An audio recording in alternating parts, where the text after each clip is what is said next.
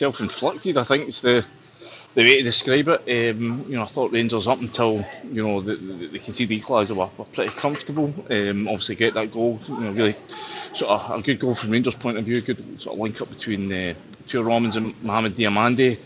Gets him, attempts the OG from the Jagiellonia player, but from that point on, just individual mistakes killed him.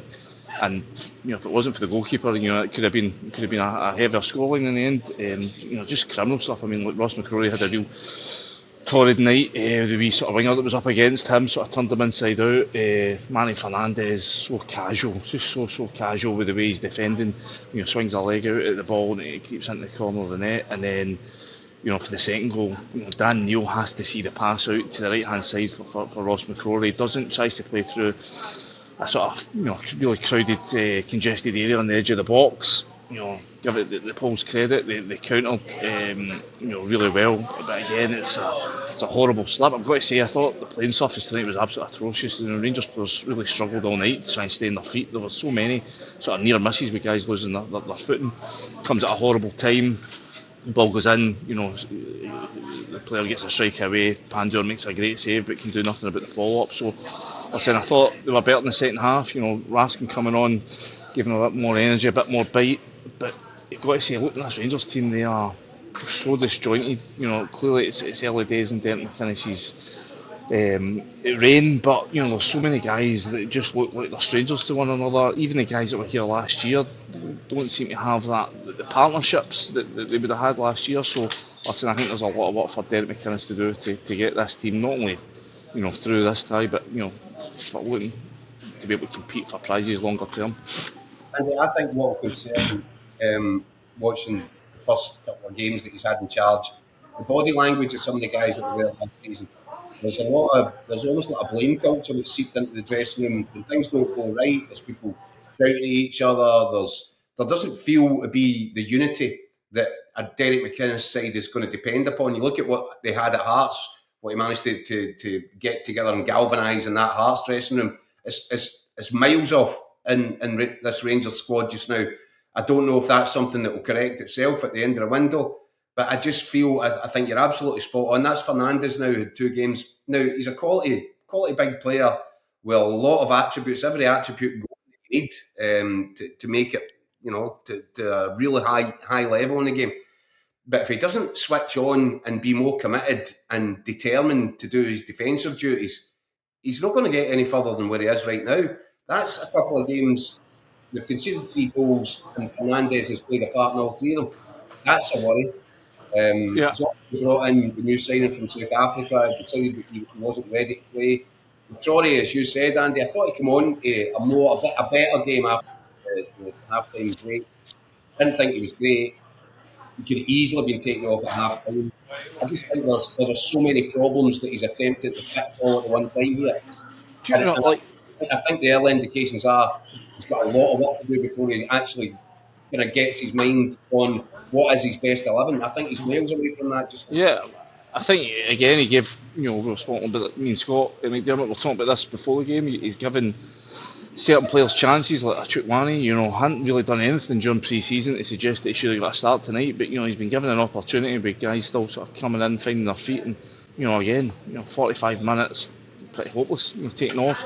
Just on the point about the camaraderie in the squad, listen, I think you can't expect to throw 9-10 players into a squad and them all become best mates right away. Listen, that's that unity, that spirit within the squad is something that can only takes place naturally.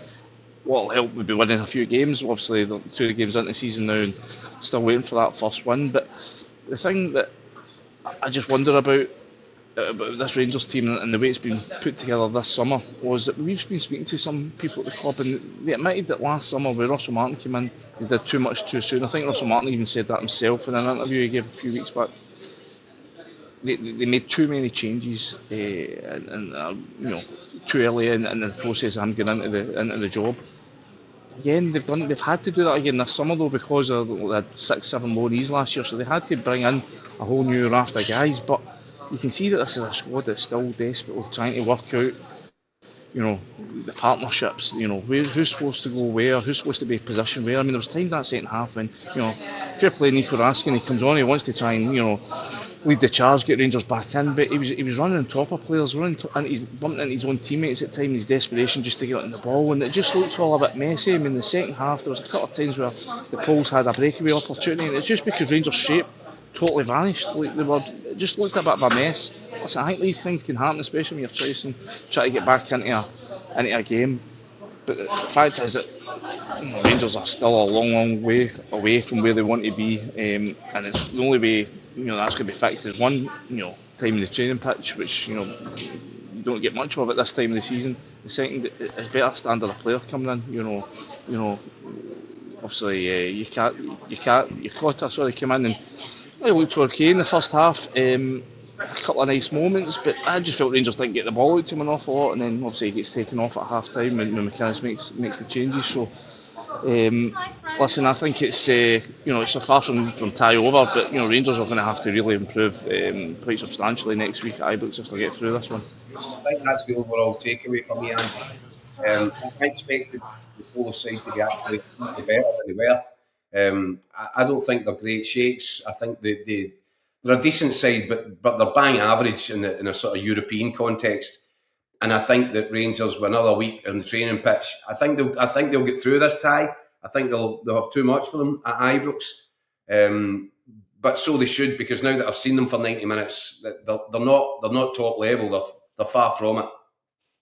No, they were a decent side, as you say, but I mean, it's a kind of opposition that Rangers, up until last season would have taken care of quite comfortably. But as we've seen that, Rangers have really had their confidence in Europe knocked by what happened last year. I think that's now 9 games away from home without a win in Europe. So Rangers, when this was a competition that when all things were sort of falling apart domestically, this was what they could rely on to sort of lift spirits. Well, that's no longer the case. So I don't think they can take any tie for granted right now. And as I say, to get through next week, they're going to have to be far better. I know, Andy, you've got post-match duties to be getting on with, but before we let you go, a couple of the comments, people writing in. Blue Nose John says Curtis had a really good half. Rebel as well. Curtis looked their best player. I did think he really changed Rangers in the second half. Yeah, I thought he was lively. The one thing you can always count on Finlay Curtis is he likes to get shots off, and he gets so close at the end with that sort of volley. I think there'll be a few other players that will be frustrated with themselves. I mean, Cammy Devlin had a great chance in the second half, but he just failed to pull the trigger. Taylor Asgard's got himself into a couple of nice positions.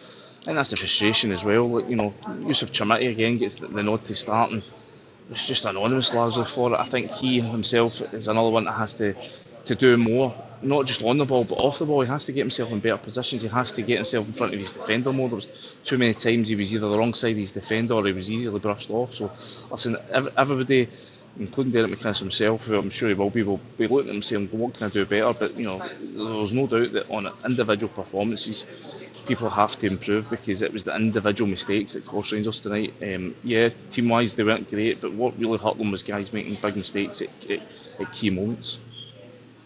And this, just finally, Andy, were you surprised that Lauren Shanklin didn't start? I was quite surprised. Not only in the sense that because he's been made captain, you always can't expect if you've been made captain, you're a guy that's going to be first name in the team sheet. But me and Scott did discuss this on the Rangers podcast yesterday, that we thought it might be an option. I just don't think this was maybe the game, the occasion, with the heat, with the amount of running that was going to have to be done. I just didn't think it was the occasion for him. Obviously, he did come on. When Rangers were sort of throwing bodies into the box late on, he has one that he nearly stabs over the line. He gets a header down, but by that point it was just all a bit harum scarum. Rangers were just desperate. I think that was the thing. Rangers they had control of the game like 10 minutes and they let it go just because they made silly, sloppy mistakes. So yeah. I mean, I think if they can get themselves back into the game at Ibrox, get themselves level, I think you'll see them growing confidence from there.